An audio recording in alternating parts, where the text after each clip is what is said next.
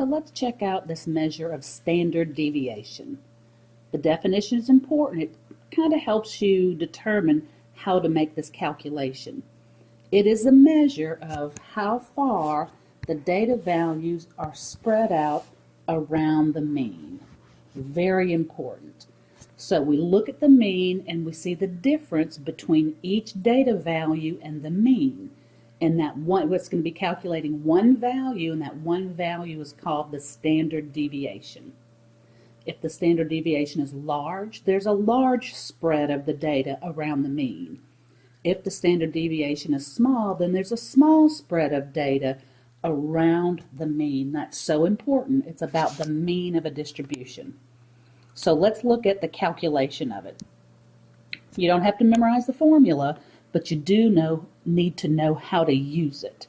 So we've got 5 steps here that you're going to have to do.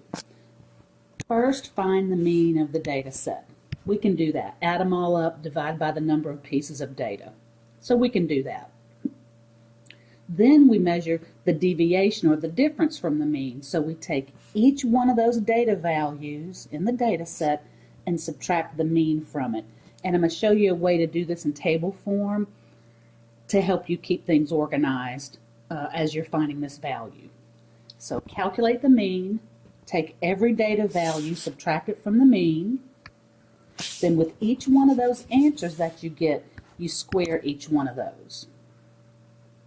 Once they're squared, you add them all up, and you divide that number by the total number of data values minus 1. The standard deviation is the square root of that final number. We have to take the square root of that final number. In formula form, it looks like this. You take the sum of all the deviations from the mean after they're squared.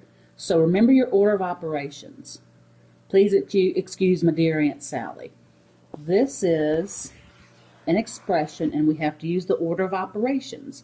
So we first calculate the deviations from the mean. That's the first thing we do. Then each one of those gets squared. That's the second thing we do. Then we sum these guys up, that being the third thing. Then take that number, divide it by the number of data values. We usually call that n minus 1, where n is the number of data values. Take that result, divide it by n minus 1, and once you get a final number, square root it. So the square root is the last thing you do. So let's go back to, let's say, I'm going to go with best bet. Ooh, man, when there's a lot of decimals involved, it gets kind of crazy for a first example. So I actually don't want to do that for my first example. Let's come down here. I have some nice integer values to work with. So here's an example.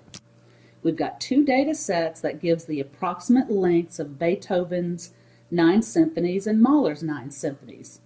So we've got a data set here for each of these 2. And I want to calculate the mean, the median, the range. Let's go ahead and do the 5-number summary. And then finally calculate the standard deviation. Well, I know in order to do the median, they have to be in order, and these guys are not in order. So take a second and put both data sets in order. So here's what we get for these 2 data sets. Excuse me. For Beethoven, we get a mean of 38.7, a median of 36, and a range of 42. For Mahler, a mean of 74.6, a median of 80, and a range of 44. Remember, range is just the high minus the low. The median is the one in the middle. Here are my 2 middle values. And the mean, you add them all up, and in this case, we would divide by 9. Now for the 5-number summary. For the 5-number summary, we need to find the low quartile and the upper quartile because we already had the middle quartile, which is the median. So I took the lower half of data and found the middle of the low half from my low quartile. Well, there was an even number of pieces of data, And since there were two values that occurred in the middle, I had to add them up and divide by 2. So there's my lower quartile value.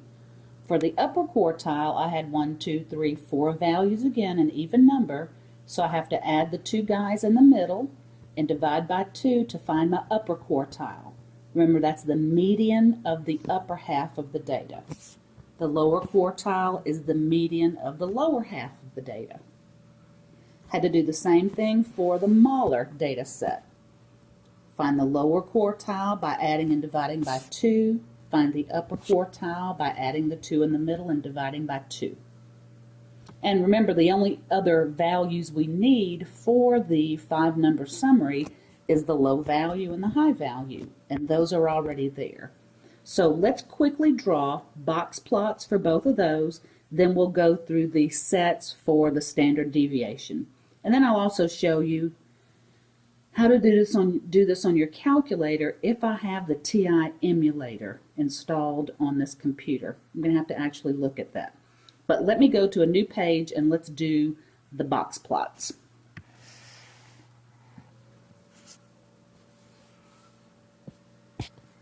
Well, I've copied all the data down from Beethoven and Mahler, and I've set up an axis for us to draw the box plots. I've got the 5-number summary for each as well as their means. So let's go ahead and draw one for Beethoven. So let's do Beethoven. Okay, so let's look at those numbers. We have a low of 26. So that's going to be somewhere between, halfway between 20 and 30, just a little bit to the right. So we're going to estimate here that there is 26. That's our low value. Now the lower quartile is 29, so it's pretty close to 30. So I'm going to put my low quartile here. The median is 36, so I'll put it about here. That's the median. The upper quartile is at 45, halfway between here. And the high value is 68. So a little bit higher than 65, so we'll say that's 68. Now remember, when you're drawing a box plot, the whiskers are here on the ends, and the box goes around the 3 guys in the middle. So we've got the low value, low quartile, median, upper quartile, and the high value. And I would like you to label these numbers on the box plot itself. So I would like you to write in the 26, 29, 36, the 45, and the 68. So there is the box plot for Beethoven's data. Now let's do the same thing for Mahler's data. So 50 is the smallest, so I'll have my mark on 50. Then a 62 for my low quartile. Then an 80 for my middle quartile. 87.5 for my upper quartile. And then 94 for my high value. So the box goes around these 3 guys in the middle. The whiskers on the 2 guys at the end. There's the low quartile, the median, the upper quartile, and let's label those values: 50, 62, 80, 87.5, and then the high value of 94. So those are the 2 box plots for those 2 composers. Which one appears to have a larger spread in the data? Well, if we looked back at those range values, which I didn't write down, the range for Beethoven was 42 and for Mahler was 44. So the range is 42 here and the range is 44 for that one. So this first one has a larger spread.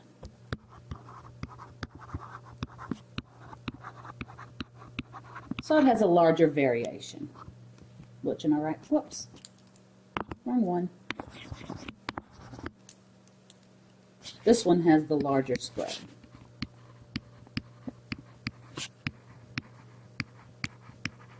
So there are 2 box plots, very easy to construct.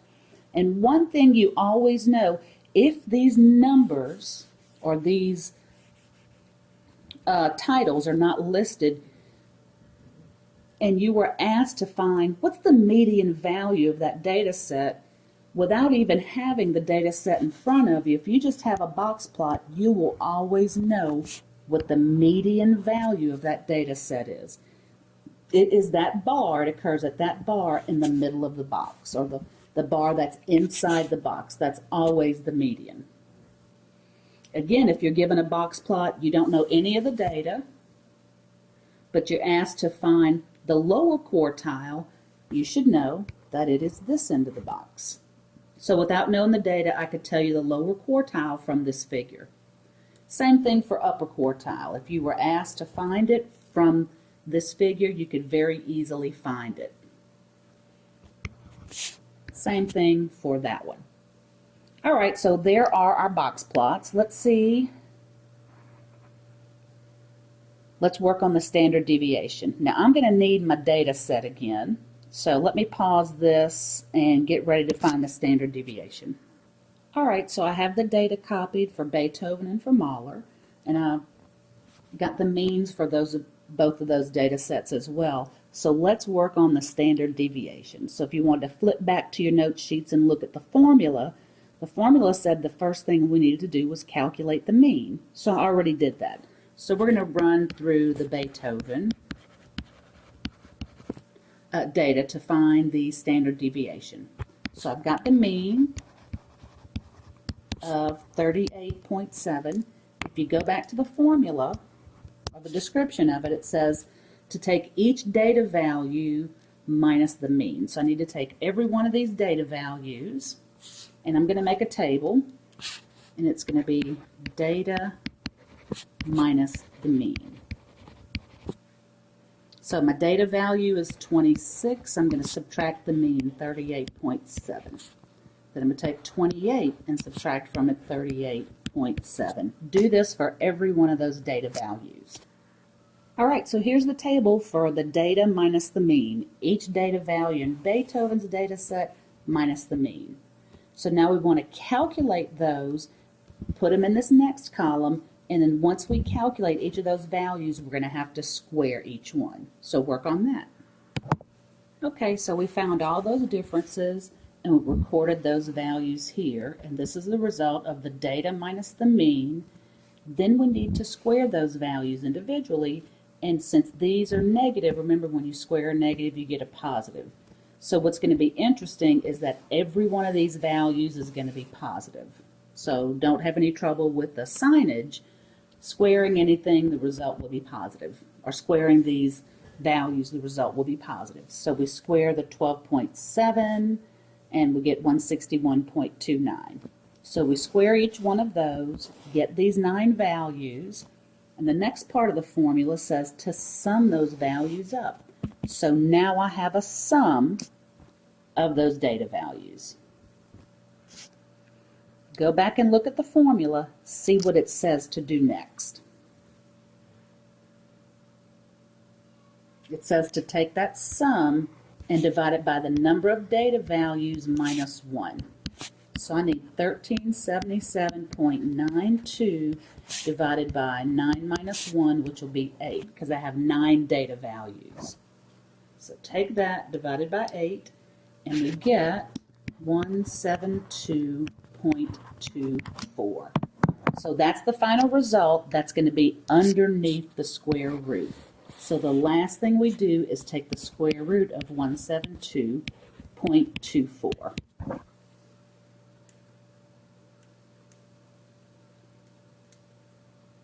And the square root of that, I get 13.124. So see if you get a value that matches that. Now, how do we interpret this value of 13.124?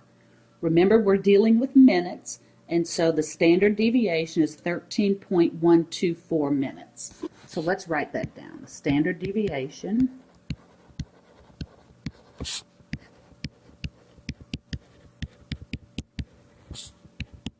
is 13.124 minutes. And we interpret this by saying this. On average, the data values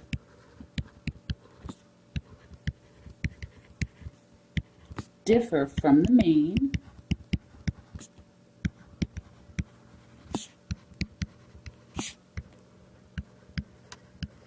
approximately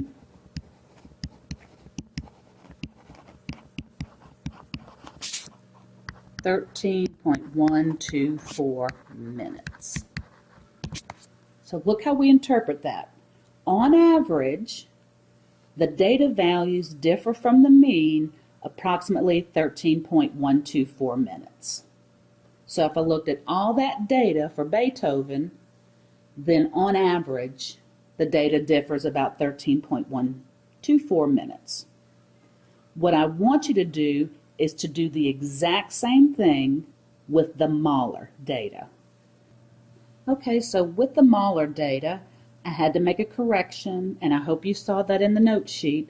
Earlier when I did this data and found the mean for the Mahler data, I made a mistake.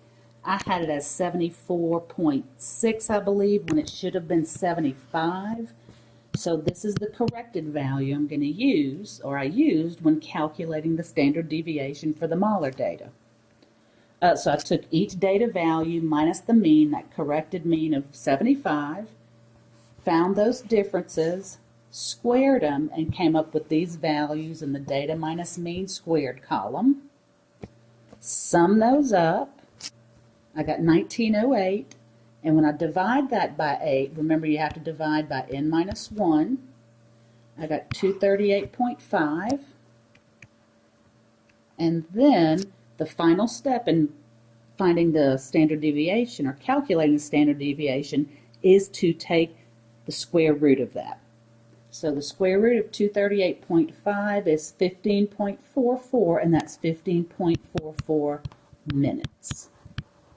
So on average, the data from Mahler's data set, those values differ from the mean approximately 15.44 minutes.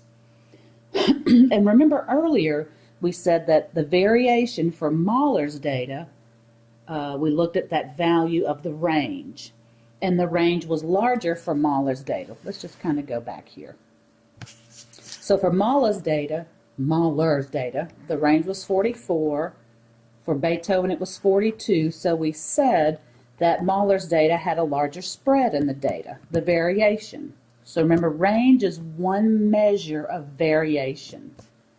Standard deviation is another measure, and the standard deviation for Beethoven's data was 13.124, which is smaller than the standard deviation for Mahler's data, and we would have expected that. There's a smaller spread in the data. So now let's wrap this up with this one last piece of information. Sometimes you don't have a calculator or anything available to you to determine the standard deviation using the previous method.